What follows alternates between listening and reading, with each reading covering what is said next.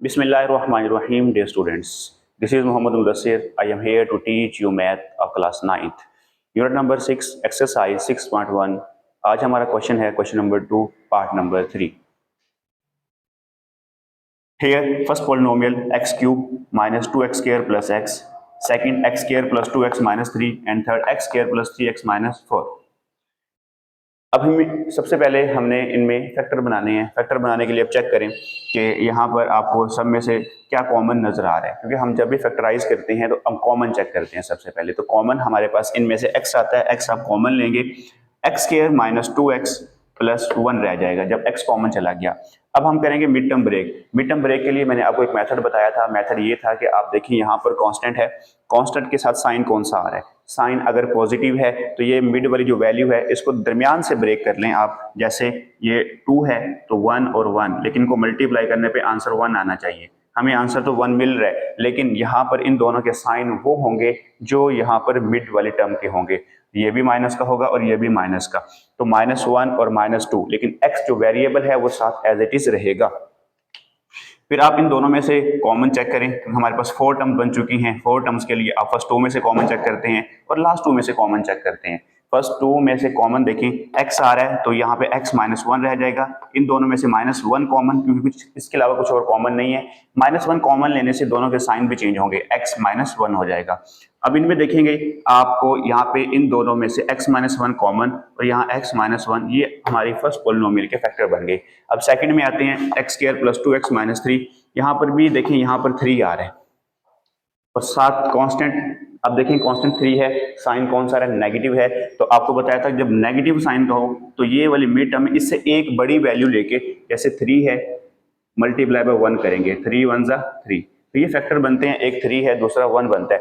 अब 3 के साथ साइन वो लगाना है जो यहाँ पे मिड वाले टर्म के साथ है, क्योंकि यहाँ पे जो ग्रेटर वैल्यू होगी उसका साइन वो मिड वाली टर्म डिसाइड करेगी वहां पे साइन कौन सा है. तो ये 3 है जो प्लस का होगा और ये जो 1 है ये माइनस का होगा, इसलिए हमने 3 -1 लिखा, जिससे हमें 2 मिलता है और मल्टीप्लाई करने पे -3 भी मिलता है. अब 4 टर्म्स हैं. फर्स्ट 2 में से कॉमन x आएगा, x + 3.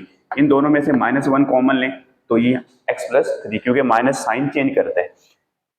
x + 3 × x - 1, ये हमारे पास सेकंड पोलिनोमियल के फैक्टर बन गए. अब थर्ड देख लें, x square plus 3x minus 4, ये लिखी हुई है. अब इसमें से आप देखिए इसकी भी मिड टर्म ब्रेक करेंगे. आपके पास यहाँ पे कांस्टेंट के साथ साइन माइनस आ रहा है.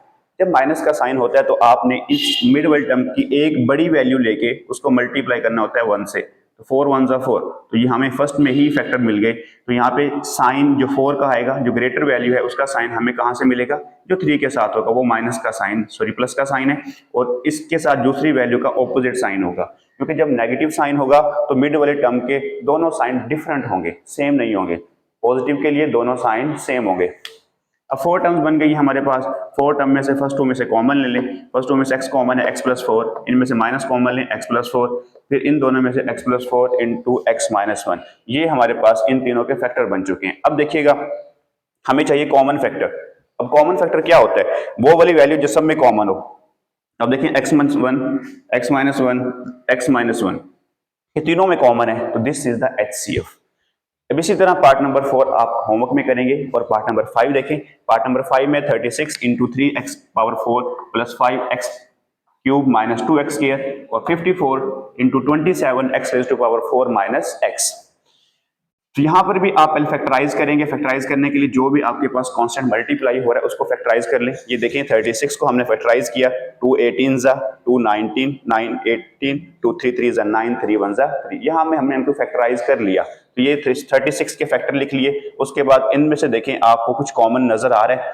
यहाँ पर देखें x² सब में से कॉमन है, तो हमने x² को कॉमन ले लिया. कॉमन लेने से यहाँ पर इनकी पावर 4 थी, पावर 2 रह गई, पावर 3 थी, 1 रह गई. यहाँ पर पावर 2 वो कॉमन चले गया x² कंप्लीटली, तो यहाँ पर -2 रह गया.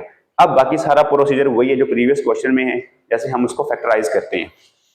3x² देखें +5 है, लेकिन यहाँ पर एक चीज आ रही है कि आपको यहाँ पे 3 नजर आ रहा है और यहाँ पर 2 है, लेकिन यहाँ प्रीवियस क्वेश्चन में आपको x² का कोई कोफिशिएंट नहीं था, सिर्फ 1 था. अगर अदर देन 1 होगा तो हम इस कोफिशिएंट को इस कांस्टेंट से मल्टीप्लाई करेंगे, वो हमें आंसर मिलेगा 6. अब अपने यहाँ देखने कि माइनस साइन माइनस का है तो मिड वाली टर्म को आपने एक बड़ा नंबर लेके मल्टीप्लाई करके स्टार्ट करना होता है. लेकिन 6 1 जा 6, अब साइन, क्योंकि हमें आंसर 6 चाहिए, क्योंकि 3 टू 6 आ रहा है, हम ऑलरेडी 5.2 एक्सरसाइज में डिस्कस कर चुके हैं क्वेश्चन नंबर 2 में। अब साइन 6 के साथ वो आएगा जो 5 के साथ है यहाँ पे, और इसका साइन चेंज होगा, ऑपोजिट साइन लेंगे। अब हमने ब्रेक कर लिया 5x को 6x और -x में -2 एज इट इज, 3x के एज इट इज। अब देखें हमारे पास 4 टर्म, ये सब कुछ एज इट इज चलता जाएगा। इनमें से कॉमन देखें, फर्स्ट 2 में से 3x कॉमन आ रहा है, x प्लस 2 माइनस कॉमन लेंगे तो यहाँ पर x प्लस 2 रहेगा, तो इनमें से फिर मजीद कॉमन लेंगे x प्लस 2, 3x माइनस 1। यहाँ पर मैंने x स्क्वायर को ब्रेक करके लिख दिया, x की पावर 2 है, मीन x को 2 टाइम लिख दिया। इसी तरह इसका सेकंड पार्ट, इसमें ये देखिए 54 20 into 27 x raise to power 4 minus x आ रहा है। तो आप इसमें से देखिएगा 54 में आप फैक्टर बना लें पहले तो, 54 2 27 दा 54 3 3 3 9 दा 27 3 3 दा 9 एंड 3 1 दा 3। तो आप इनको उसने टाइम लिख लें, 2 multiply by 3 multiply by 3 multiply by 3 multiply by x। अब x कहां से आया, देखें यहां से आपको कुछ कॉमन नजर आ रहा है, इन दोनों में से x कॉमन लेंगे तो हमारे पास 27 x क्यूब माइनस 1।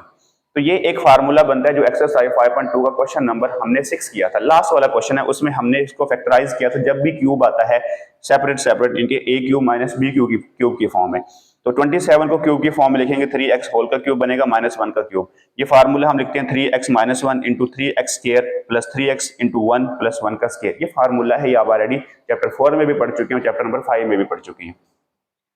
अब देखिएगा यहां से फिर यहां पर आपको नजर आएगा कि यहाँ पे इसका स्क्वायर ओपन होगा और इसका स्क्वायर ओपन होगा, तो वैल्यू एज इट इज आ गई, बाकी सारा कुछ एज इट इज चलता गया। अब इसमें से कॉमन चेक करें, आपको कुछ कॉमन नजर आ रहा है, एक वैल्यू ये वाली बनती है, इसमें से हमने कॉमन चेक करना है, दूसरा इनमें से कॉमन चेक करना है, जो कॉमन आएगा वही हमारा कॉमन फैक्टर होगा।